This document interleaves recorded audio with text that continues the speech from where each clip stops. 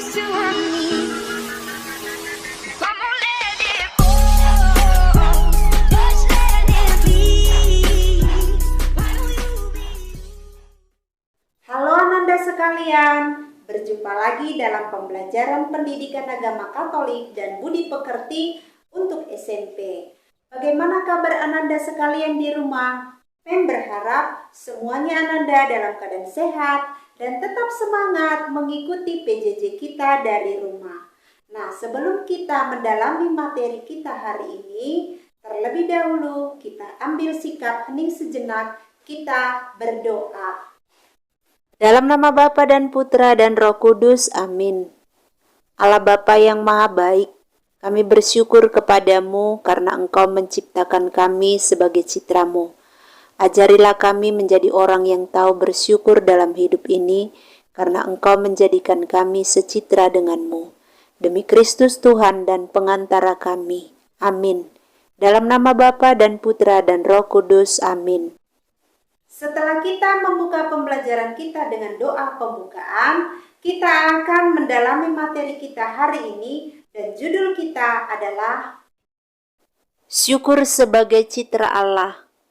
Adapun kompetensi dasar kita 3.2 memahami bahwa dirinya diciptakan sebagai citra Allah yang memiliki kemampuan dan keterbatasan, dan indikator pencapaian hasil belajar kita pada akhir pembelajaran diharapkan siswa mampu yang pertama menyebutkan hal-hal yang patut disyukuri dalam hidup. Yang kedua, menjelaskan unsur-unsur yang penting disadari agar dapat bersyukur. Yang ketiga, menjelaskan pesan kutipan Lukas 17 ayat 11 sampai dengan 19 berkaitan dengan sikap syukur. Dan yang keempat, menyusun doa ucapan syukur atas anugerah kehidupan yang diterimanya.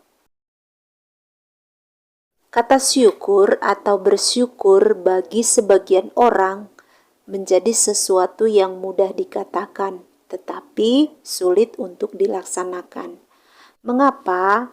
Karena disebabkan manusia zaman sekarang sering memandang bahwa keberhasilan dan apapun yang dimilikinya seolah-olah itu semata-mata hasil usaha dan kerja kerasnya sendiri. Kita akan menggali pengalaman bersyukur kepada Tuhan dengan membaca sebuah kisah yang berjudul Catatan Harian Martin. Seminggu setelah anak laki-lakinya meninggal karena serangan jantung, seorang ibu menemukan catatan harian anaknya itu. Sambil membaca halaman demi halaman, tak terasa sang ibu pun meneteskan air mata. Air mata sedih bercampur bahagia. Sedih karena anaknya tak berada lagi di sampingnya, tetapi bahagia karena tulisan anaknya menunjukkan bahwa anaknya itu dalam keadaan baik. Nah, berikut beberapa cuplikan catatan harian anaknya. Tanggal 10 Juni pukul 21.30. Ya, sepi deh. Semua orang sudah pada tidur. Sementara aku sulit sekali memejamkan mata.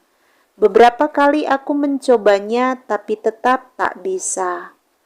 Pikiranku masih dibayangi ulang tahunku yang dirayakan sore tadi. Tak ada yang istimewa. Dari dulu begitu-begitu saja.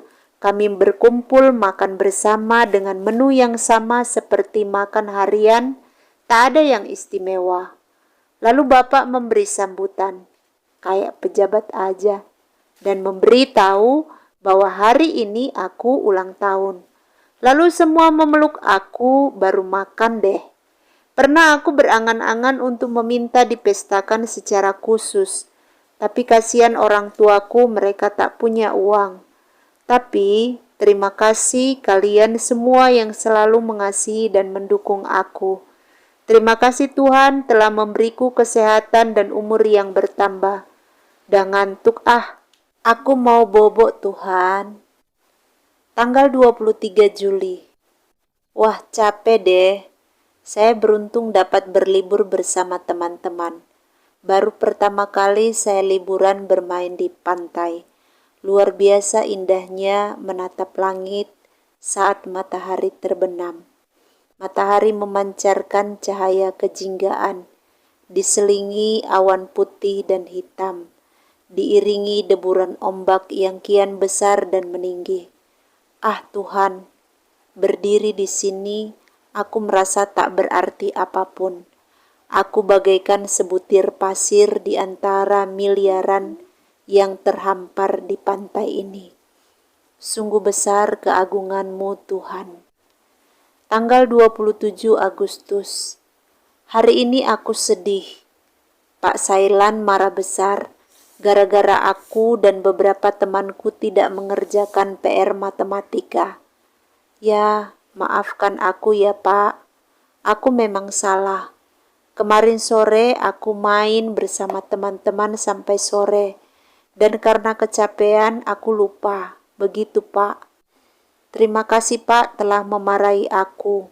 Kalau tidak begitu, aku tidak belajar bertanggung jawab dong. Tapi aku mendoakan Bapak supaya marahnya makin berkurang. Hati-hati loh Pak, nanti darah tingginya naik. Dan kalau naik terus, bisa-bisa Bapak cepat. Hehehe. Tuhan, terima kasih atas guruku yang baik ini. Sabtu 7 Oktober. Bapak, Ibu, kadang aku merasa minder saat berkumpul dengan teman-temanku, karena nyatanya aku paling miskin di sekolahku. Pernah aku bertanya dalam hati, mengapa harus kalian yang menjadi orang tuaku, yang hidupnya pas-pasan, yang penghasilan tak menentu, yang rumah sangat sederhana. Kadang aku bertanya, mengapa aku tidak dilahirkan dari orang tua, dari keluarga yang kaya raya? Tapi tidak, aku tidak kecewa terhadap kalian. Itu hanya perasaanku saja yang tak tahu diri. Aku tahu bahwa kalian sangat mencintaiku dan menginginkan keberadaanku. Sementara aku sering mendengar ada orang tua yang tega menyiksa, bahkan menjual atau membuang anaknya. Aku tahu, walaupun kalian tak mampu membelikan perlengkapan sekolahku sebaik mereka, tapi berkat doa dan dorongan kalian, prestasiku lebih baik dari mereka. Aku tahu walaupun makanan kita serba sederhana, tapi aku tak pernah sakit-sakitan, tetap sehat dan kuat. Aku tahu walaupun kalian tak pernah memberiku hadiah, tapi dari tatapan mata dan doa dapat ku ketahui bahwa kalian sangat mengasihiku.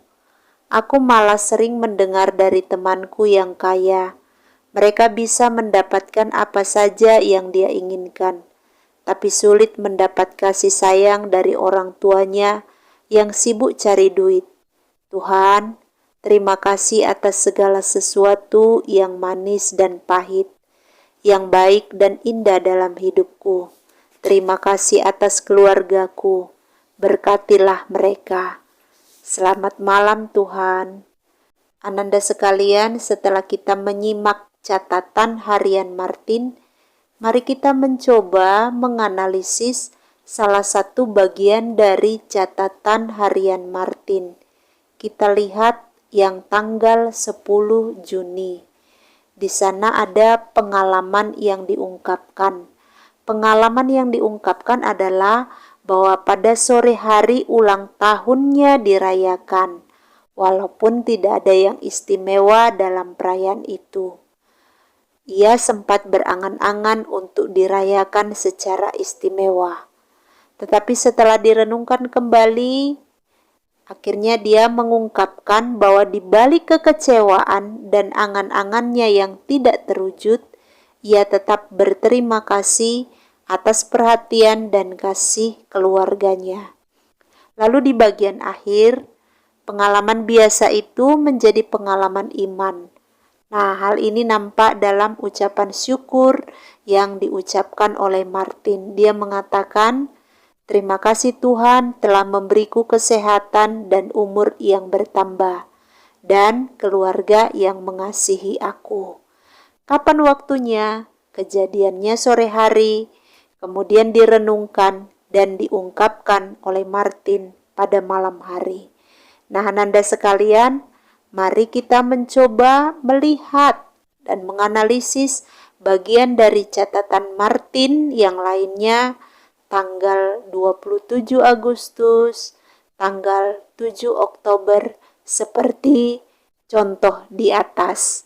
Tulislah pengalaman yang diungkapkan, setelah itu pengalaman yang direnungkan kembali, lalu bagian dari akhir dan waktunya kapan.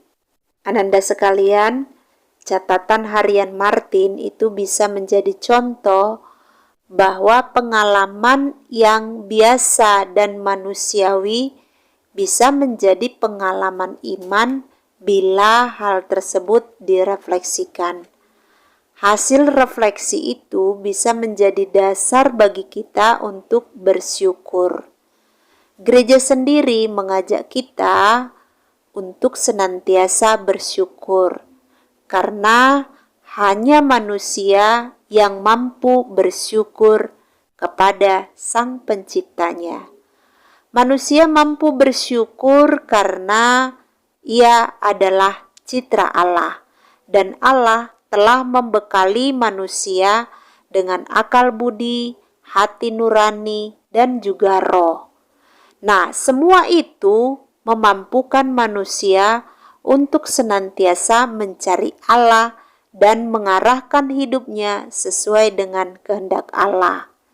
Lewat akal budi, hati nurani, dan roh, maka manusia beriman mampu mengamini bahwa sesungguhnya hidup manusia dengan segala pengalamannya, entah itu pengalaman manis ataupun pengalaman pahit, entah itu pengalaman menyenangkan atau tidak menyenangkan, dan segala keadaannya, entah sempurna atau tidak sempurna, entah cantik atau tampan, atau kurang cantik dan kurang tampan, tidak pernah lepas dari peran Allah Sang Pencipta.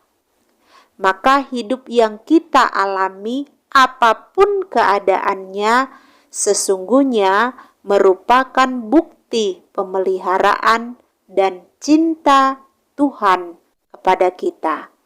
Karena itu selayaknya lah kita, manusia, bertumbuh menjadi pribadi yang penuh syukur kepada Tuhan. Manusia akan mampu bersyukur bila yang pertama dia mampu mengagumi keindahan dan karya serta penyertaan Tuhan di dalam hidupnya.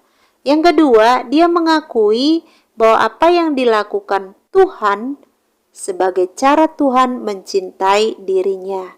Yang ketiga, mengungkapkan dengan ibadat dan mewujudkan syukur tersebut dalam hidup sehari-hari lewat tindakan. Nah, proses itu hanya dapat dilakukan bila manusia masuk di dalam suasana keheningan, meninggalkan segala kesibukan dan aktivitas kita. Nah, Ananda sekalian, kita akan menggali bagaimana pandangan Kristiani tentang syukur atas hidup. Kita buka kitab suci kita. Lukas 17 ayat 11 sampai dengan 19. Ke-10 orang kusta. Mem akan membacakan perikop ini untuk kita. Silakan Ananda di rumah menyimaknya dengan seksama. Dalam perjalanannya ke Yerusalem, Yesus menyusur perbatasan Samaria dan Galilea. Ketika ia memasuki suatu desa, datanglah 10 orang kusta menemui dia. Mereka tinggal berdiri agak jauh dan berteriak, "Yesus, Guru, kasihanilah kami." Lalu ia memandang mereka dan berkata, "Pergilah, perlihatkanlah dirimu kepada imam-imam." Sementara mereka di tengah jalan, mereka menjadi tahir. Seorang dari mereka ketika melihat bahwa ia telah sembuh, kembali sambil memuliakan Allah dengan suara nyaring. lalu tersungkur di depan kaki Yesus dan mengucap syukur kepadanya. Orang itu adalah seorang Samaria. Lalu Yesus berkata, "Bukankah ke-10 orang tadi semuanya telah menjadi tahir? Di manakah yang 9 orang itu? Tidak adakah di antara mereka yang kembali untuk memuliakan Allah selain daripada orang asing ini?" Lalu ia berkata kepada orang itu, "Berdirilah dan pergilah, imanmu telah menyelamatkan engkau."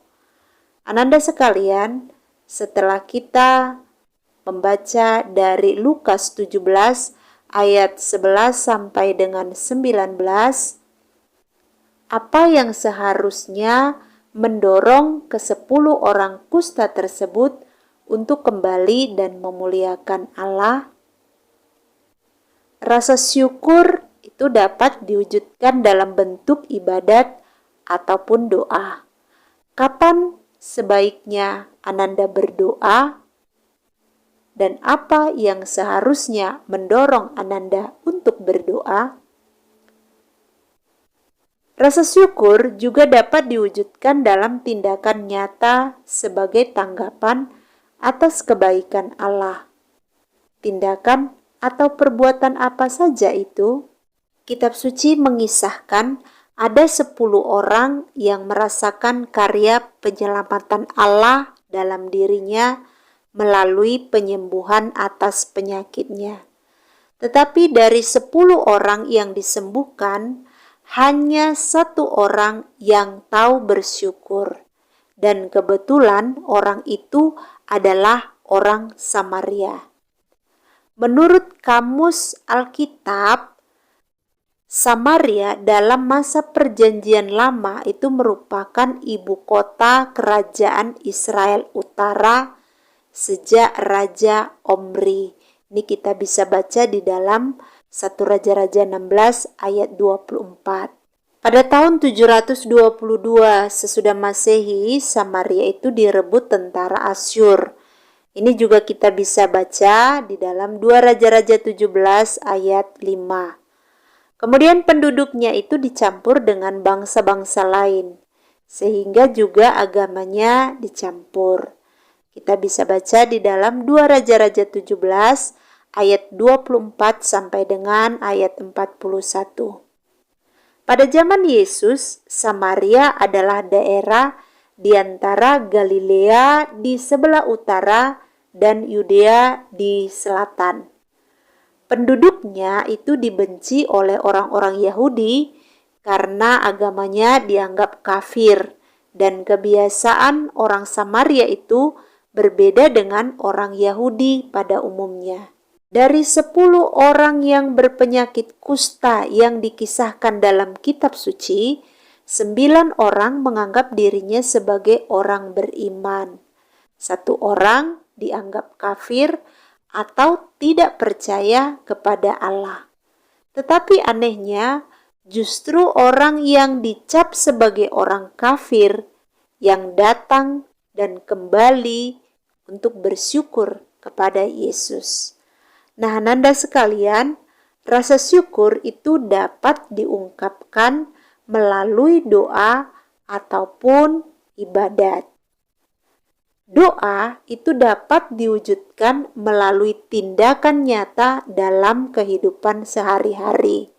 Misalnya dengan menolong sesama yang menderita, kita berusaha hidup lebih baik, kemudian kita memelihara kehidupan kita sendiri dengan menjaga kesehatan, makan 3 kali sehari, kemudian kita mandi pagi dan sore, lalu kita menjauhi obat-obatan terlarang, kemudian kita juga menjaga kehidupan orang lain seperti yang dilakukan oleh Ibu Teresa yang menolong orang-orang miskin dan terbuang. Nah, kita juga membiasakan bersyukur atas peristiwa hidup yang kita alami, baik itu peristiwa yang menyenangkan maupun peristiwa yang kurang menyenangkan. Setelah kita mendalami materi kita hari ini, syukur sebagai citra Allah, silakan Ananda duduk dalam keadaan hening, kemudian tuliskanlah hal-hal dalam hidupmu selama 1 tahun ini yang kamu rasa patut kamu syukuri. Entah berupa kekagumanmu atas apa yang ada dalam dirimu, atau berbagai pengalaman yang mengesankan, pengalaman yang menyenangkan, ataupun pengalaman yang menyedihkan. Mungkin juga tentang apa yang pernah Ananda lihat dan rasakan. Nah, sebagai tugas, silakan Ananda kembali lihat refleksimu. Dari refleksi yang sudah kamu buat, susunlah sebuah litani syukur. Contoh litani syukur misalnya, engkau telah memberiku seorang ibu yang sabar dan peduli.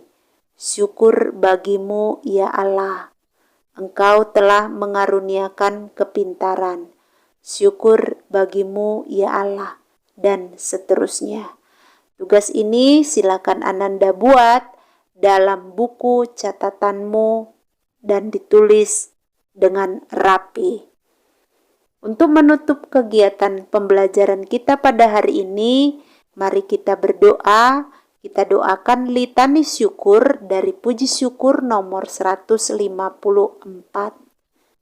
Dalam nama Bapa dan Putra dan Roh Kudus. Amin. Syukur karena sifat-sifat Allah. Engkau Maha Agung, syukur kepadamu. Engkau Maha Kudus, syukur kepadamu. Engkau Maha Baik, syukur kepadamu. Syukur karena alam semesta. Kami bersyukur kepadamu karena langit dan bumi. Syukur kepadamu. Karena matahari, bulan, dan bintang. Syukur kepadamu. Karena hujan dan embun. Syukur kepadamu. Karena hawa sejuk dan dingin. Syukur kepadamu. Syukur karena jemaat dan pelayanannya. Kami bersyukur karena keguyuban jemaat. Syukur kepadamu. Karena para pewarta Injil. Syukur kepadamu. Karena para imam. Syukur kepadamu. Karena pelayan jemaat. Syukur kepadamu. Karena biarawan-biarawati, syukur kepadamu. Syukur karena keluarga. Kami bersyukur kepadamu karena orang tua. Syukur kepadamu. Karena sanak saudara. Syukur kepadamu. Karena sahabat dan handai taulan. Syukur kepadamu. Syukur karena aneka pengalaman. Kami bersyukur kepadamu karena keberhasilan. Syukur kepadamu karena kegagalan. Syukur kepadamu karena suka dan duka. Syukur kepadamu. Syukur karena sejarah keselamatan. Kami bersyukur kepadamu karena Engkau telah menciptakan kami. Syukur kepadamu karena telah memelihara kami. Syukur kepadamu karena telah menyelamatkan kami. Syukur kepadamu. Kemuliaan kepada Bapa dan Putra dan Roh Kudus, seperti pada permulaan, sekarang, selalu, dan sepanjang segala abad. Amin. Dalam nama Bapa dan Putra dan Roh Kudus. Amin. Demikian pembelajaran kita pada hari ini. Kita melanjutkan pembelajaran kitab minggu depan. Selamat belajar. Shalom.